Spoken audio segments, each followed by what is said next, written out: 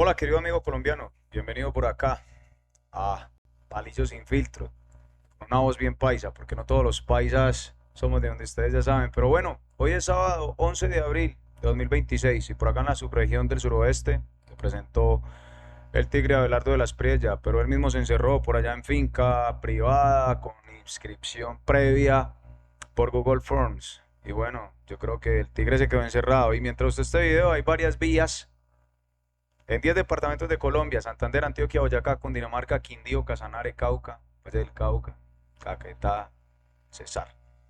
10 departamentos totalmente campesinos, caficultores, comerciantes, gente corriente que lleva 3 días en la vida porque subieron los avalúos de la tierra de una manera que muchos de ellos realmente no consideran ser capaces de pagar y creen que el gobierno nacional los está expropiando.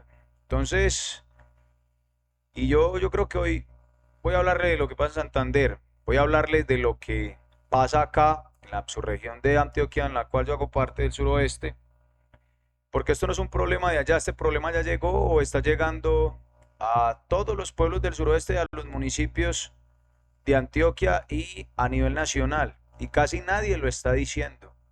Creo que ese tema es algo que nadie es que esté atacando mucho.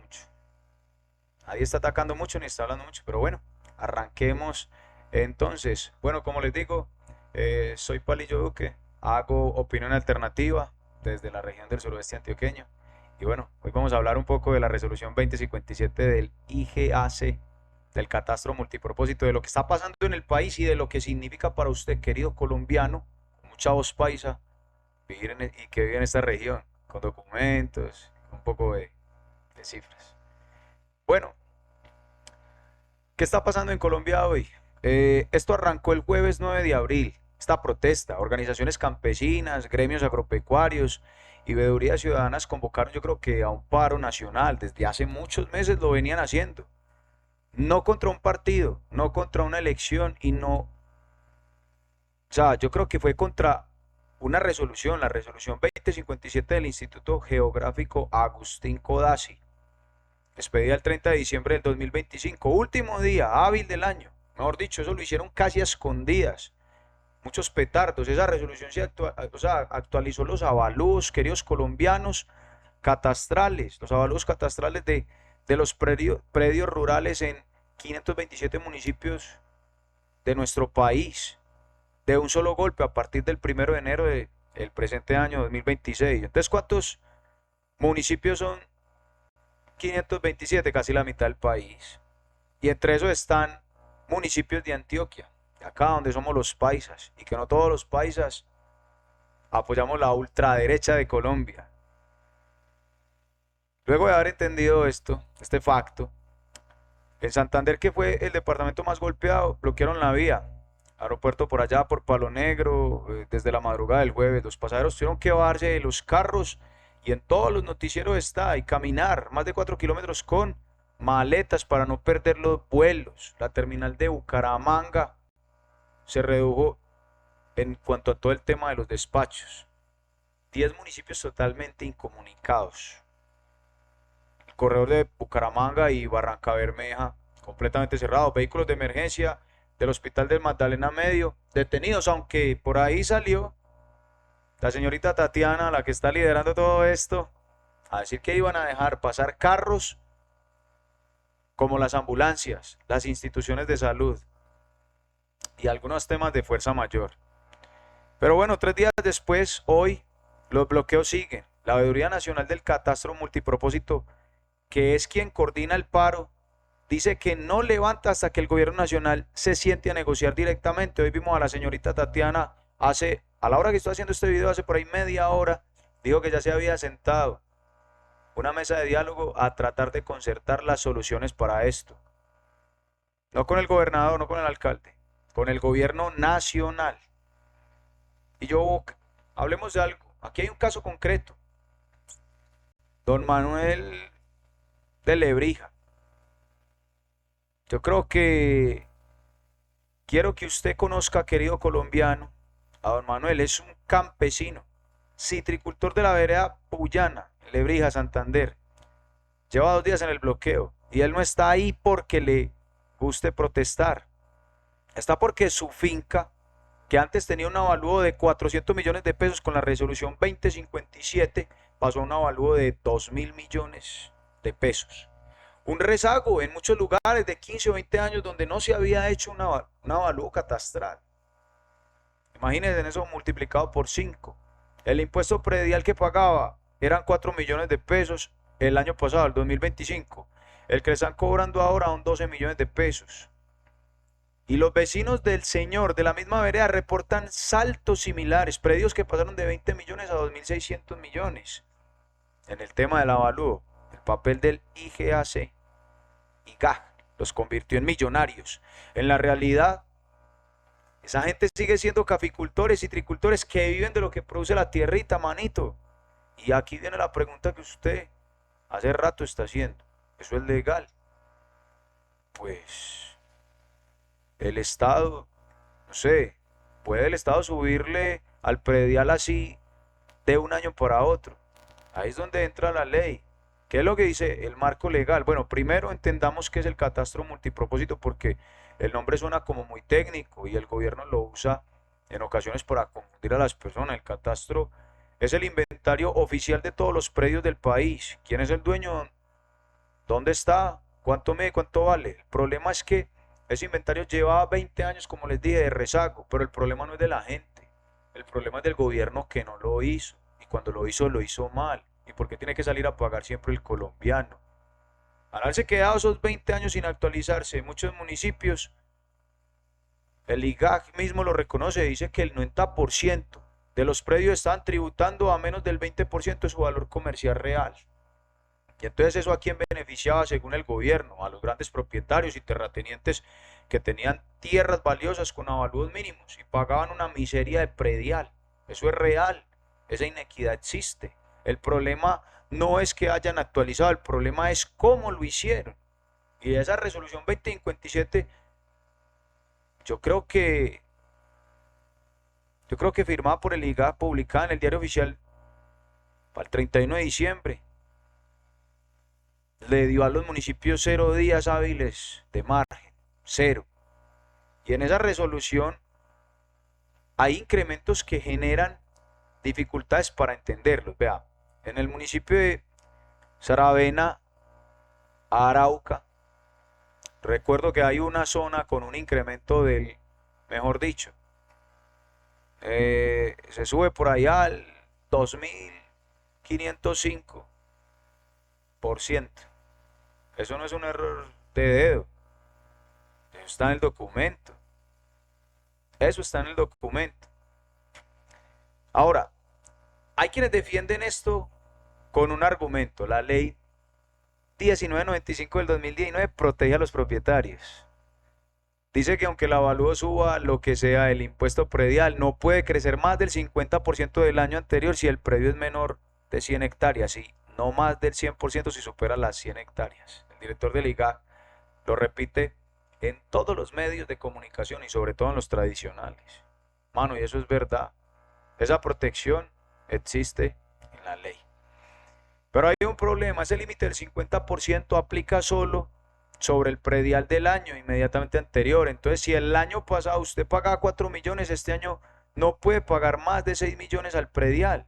Eso suena razonable. Pero ¿qué pasa entonces en el año siguiente? El tope sube sobre el nuevo valor y el otro año sobre ese. Entonces el incremento es como una escalera. Cada peldaño está dentro de la ley. Pero en 3 o 4 años usted llegó a pagar 3 veces lo que pagaba antes, sin vender nada, sin que cambie nada en su finca. Porque ya no alcanza ni para los fertilizantes, ni para sostener la misma finca, ni los jornales, ni nada. No alcanza. Y más con lo que la cooperativa de caficultores le hizo a todo este gremio a nivel nacional. La gente no tiene cómo pagar. Y hay otro problema más serio todavía, que la Veeduría Nacional está denunciando y que varios expertos confirman. El avalúo catastral no solo afecta al predial, afecta el impuesto del patrimonio, la declaración de renta y todos los trámites notariales. Una persona, yo conocí un caso particular, hay que hacer una sucesión. Y con el avalúo, los honorarios de un abogado le cobraba como 37 millones de pesos y no los tiene. No tiene con qué pagar. Que le cobran el 5% del valor catastral cada vez que usted vende o transfiere un predio. Imaginen el puntaje del CISBEN, el acceso a programas como adulto mayor y subsidios de vivienda y las tarifas de servicios públicos. En palabras simples, hermano, su finca queda valuada en 4.000 millones, pero en el mercado vale 200 millones de pesos. Usted no puede venderla sin pagar 200 millones solo en trámites notariales. La tiene, pero no puede hacer nada con ella. Y el argumento del gobierno y los huecos que tiene. Uno tiene que ser muy justo. El gobierno tiene argumentos y vale la pena escucharlos. El presidente actual de la República, Gustavo Petro, dice que el catastro multipropósito nació del acuerdo de paz precisamente para que los terratenientes paguen impuestos sobre la tierra, que los grandes propietarios son los que venían tributando una miseria de nada, que la responsabilidad sobre la tarifa del predial no es del gobierno nacional, sino de los consejos municipales. Y los consejos municipales de la subregión del suroeste no hacen nada. Y eso tiene algo de verdad. El catastro multipropósito sí nació del acuerdo de paz del expresidente Juan Manuel Santos. Y es cierto que la tarifa final del predial la define el consejo de cada municipio, no el IGA. Pero hay huecos en ese argumento. Y les voy a decir algo, son varios. El primero, si el objetivo era que los terratenientes paguen más, ¿por qué la lista de afectados incluye a 1.200 predios de estratos bajos en Sabana de Torres que antes no pagaban nada? Raro, ¿cierto? Porque un señor, por ejemplo, como don Manuel, el agricultor de Lebrija, está en el bloqueo. El de los cítricos, lo recuerdan, lo acabo de mencionar antes. Él es terrateniente al que iba dirigida la reforma. Bueno, ahí les dejo. Segundo, el propio IGAC tuvo que expedir una segunda resolución, la número 27 del 2026, corrigiendo errores de la 2057. 5 municipios mal incluidos, errores aritméticos en los porcentajes. Eso no es un sistema técnico robusto. Es una, ¿cómo les digo? Una entidad que hizo un trabajo desde simplemente un escritorio, pasó fue por la mesa. Eso fue lo que pasó. Simplemente, simplemente. Y cuando pasó por el escritorio, por Bogotá, sin salir a verificar las realidades de los territorios, fue donde se generó el cuello de botella. Así lo dice la revista Semana en un análisis publicado de esta misma semana. Vayan, lean. Tercero, la mesa de diálogo que el gobierno nacional instaló el miércoles 8 de abril no llegó a ningún acuerdo y la Veeduría Nacional denuncia que el gobierno quiere negociar con interlocutores propios, no con los voceros organizados del movimiento, y que el viceministro de Diálogo Social llamó a los organizadores grupo de ultraderecha, independientemente si son de izquierda o si son de derecha, están salvaguardando a las personas que no tienen con qué pagar. Eso no es llamar al diálogo, eso es, yo creo que estigmatizar, y el gobierno nacional no se puede prestar para eso porque le tiene que importar la gente. Y cuarto, y el más importante para nosotros acá en el suroeste de Antioquia. Antioquia está en esa lista de 10 departamentos con bloqueo. ¿Qué está pasando en Santander? Ya tiene eco acá. La conexión con un suroeste antioqueño. Yo llevo varios meses documentando la actualización catastral en el municipio de Ciudad Bolívar, y cuando leo las noticias de Santander de esta semana, lo que siento es que estoy leyendo una historia que se me hace conocida. Eso es lo que yo siento. Estoy leyendo una historia que se me hace completamente conocida en mi pueblo. Los mismos argumentos del IGAC, los mismos topes legales que suenan razonables, pero sobre papeles. La misma distancia entre Bogotá y la realidad del caficultor que tiene su finca de toda la vida y de repente le llega un papel que le dice que es millonario, pero a la hora de vender no cuesta eso. La diferencia es que en Santander la gente salió a la vía, aquí en Antioquia todavía no. Y yo le voy a decir algo. Yo le voy a decir que salga o que no salga. Eso lo decide usted, querido colombiano, querido ciudadano. Lo que sí le digo es que tiene derecho a saber qué dice la ley y qué derechos usted tiene como propietario. Y la ley 44 de 1990 y la ley 1995 del 2019 respalda esto. La ley 44 del 90 establece límites al incremento del predial del predial, perdón. La ley 1995 del 2019 fijó el tope del 50% para predios menores de 100 hectáreas, tras estas actualizaciones catastrales. Y lo que pasó en el municipio, en los municipios del suroeste con el catastro, que ya documentamos, y lo que está pasando ahora en 527 municipios del país, son la misma historia contada en distintos municipios. Una política que tiene una justificación legítima dentro de un papel. Así funciona esto. Yo le voy a decir entonces a usted qué es lo que yo pienso sin rodeos. Actualizar el catastro es necesario. Ya 20 años sin actualizar, de rezago, en muchos municipios a nivel nacional, y que los grandes propietarios estuvieran tributando el 3% de su valor comercial es una injusticia real. Eso hay que corregirlo. Pero hay una diferencia entre corregir una injusticia y crear otra, que termina siendo peor, que se termina viendo como que un gobierno actual quiere expropiar a los campesinos de su finca, porque hay cobros coactivos. Hacer esa corrección de golpe a más de 527 municipios, firmando el 30 de diciembre sin una socialización real, como pasa en los pueblos del suroeste, que los consejos municipales montaron sesiones extraordinarias la última semana del año, las cuales no fueron grabadas ni verificadas para que la comunidad entera de estos pueblos se diera cuenta.